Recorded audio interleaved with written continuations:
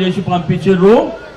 కానీ ఢిల్లీలో 9th షెడ్యూల్లో పెట్టి చట్టం చేస్తే తప్ప ఇది సాధ్యం కాదంటే ఆ రోజు హరిభరిగా సర్వే జరిగినప్పుడంట హైదరాబాద్ జంట నగరాల్లో 40% సర్వే కూడా జరగలే. స్వయంగా ముఖ్యమంత్రి గారు శాసనసభలో చెప్పినారు ఇంకా 16 లక్షల మంది సర్వేలో పాల్గొనలేదని చెప్పారు. మీరు ఏ విధంగా మీరు తీర్మానం చేసి ఢిల్లీకి పంపించారు? ఒకవైపున ఢిల్లీకి పంపించిన తర్వాత ఆ రోజు కూడా మా పార్టీ పక్షాన యునానిమస్ గా ప్రభుత్వానికి సహకరించినాం. ఆ రోజు చెప్పినాం ఢిల్లీలో డెలిగేషన్ తీసుకెళ్లి ప్రధానమంత్రి మీద ఒత్తిడి తీసి మరి పార్లమెంట్ లో చట్టం చేసి మాకు రిజర్వేషన్ కల్పించాలంటే ముఖ్యమంత్రి గారు చెప్పినారు డెలిగేషన్ ని ఢిల్లీకి తీసుకుపోతాని. అతి లేదు గతి లేదు. ఇది చెల్లుబాటు కాదని తెలిసి మభ్యపెట్టే ప్రయత్నం చేసి మొన్న ఆర్డినెన్స్ తీసారు.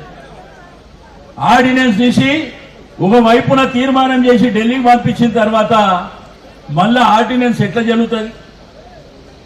ఇది గతంలో తమిళనాడులో మరి తీర్మానం చేసినా కోర్టులు కొట్టేసినాయి, మహారాష్ట్రలో చేసినా కొట్టేసినాయి, బీహార్లో చేసినా ఒడిశాలో చేసినా ప్రతి రాష్ట్రంలో కూడా ఇది చెల్లుబాటు కాదు, దీనికి చట్టబద్ధత ఉండదు, దీనికి 9th షెడ్యూల్లో పెట్టి మరి పార్లమెంట్ లో చట్టం చేస్తే తప్ప మనకు రిజర్వేషన్ రాదు అని స్పష్టంగా కోర్టులు చెప్తున్నాయి. అందుకే జస్టిస్ ఈశ్వరయ్య గారు కొద్ది నిమిషాల్లోనే రాబోతున్నారు. మరి వారు సుప్రీంకోర్టులో ఒక అడ్వకేట్ గా మరి ఒక జస్టిస్ గా పనిచేసినటువంటి వ్యక్తి కాబట్టి వారు వచ్చిన తర్వాత అతను కూడా మన బీసీ బిడ్డ కాబట్టి మరి క్లియర్ గా కేటగారికల్ గా వారు చెప్పబోతుందని చెప్పి నేను ఈ సందర్భంగా తెలియజేస్తా ఉన్నాను.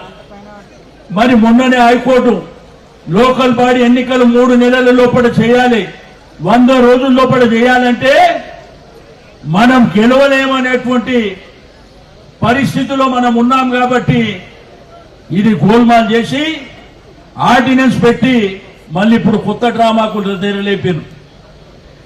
ఆర్డినెన్స్ ద్వారా సాధ్యమవుతుందంటే ఈ దేశంలో అనేకమైనటువంటి రాష్ట్రాల్లో ఎప్పుడో సాధ్యమవుతుండే. మరి వాళ్ళే చెప్తుండ్రు. నిన్న కూడా మంత్రులు మాట్లాడినరు, ఆ రోజు కూడా మంత్రులు మాట్లాడి ఏం చెప్తుండ్రు? మనకంట ఈ రిజర్వేషన్ లేని మరి కేవీట్ వేస్తారంట, కోర్టుకు ఎవరు పోదని. రెండోది రిజర్వేషన్ల ద్వారానే మనకు 42% వస్తుందని చెప్తూ మళ్ళా నేను రాజకీయ పార్టీలకు చెప్తున్నా మీరు కూడా పార్టీల పరంగా 42% ఇవ్వాలని. నిన్న అదే మంత్రులు మాట్లాడితే ఏం చెప్తున్నారు? బీజేపీ వాళ్ళు వెళ్ళి 9th షెడ్యూల్లో పెట్టిమని చెప్పి వాళ్ళే పెడుతున్నారు.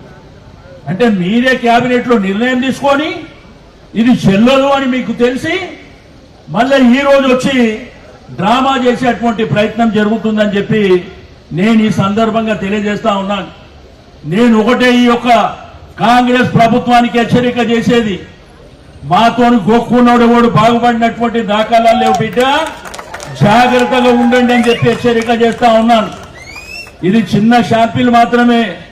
ఒకవేళ నిజంగానే మేమందరం ఇట్లా సమాజంలోకి ప్రజల దగ్గరికి మా బిడ్డల దగ్గరికి రాష్ట్ర వ్యాప్తంగా వెళ్ళిందంటే ప్రతి జిల్లాలో భూకంపం సృష్టిస్తామని చెప్పి నేను ఈ సందర్భంగా తెలియజేస్తా ఉన్నాను.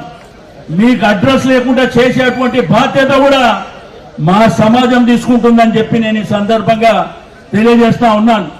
మేం ప్రభుత్వానికి చెప్పినాం, మేం సంపూర్ణమైనటువంటి సహకరించామని చెప్పినాం. కానీ గోల్మాల్ చేసేటువంటి కార్యక్రమాన్ని డెడికేషన్ కమిటీని అది కూడా గోల్మాల్ చేసేటువంటి కార్యక్రమం దాన్ని 5 రోజుల 7 రోజుల లోపల కేబినెట్ లో పెట్టి పబ్లిక్ డొమైన్ లో లేదు, పబ్లిక్ డొమైన్ లో పెట్టలే, కేబినెట్ టేబుల్ చేయలే, శాసనసభలో మాట్లాడినటువంటి దాఖలాలు లేవు. అన్ని హరిబరిగా చేసి దీని ఇది నిజమేదో అని చెప్పి ఇది బ్రహ్మ పదార్థం అని నమ్మించేటువంటి ప్రయత్నం జరిగినప్పుడు మన సంఘాలకు సంబంధించిన వాళ్ళు కూడా తెల్లారే ముఖ్యమంత్రి దగ్గరికి వెళ్లి వారికి సన్మానం చేసే కార్యక్రమం అంటే నిజంగానే అయిపోయినట్టు.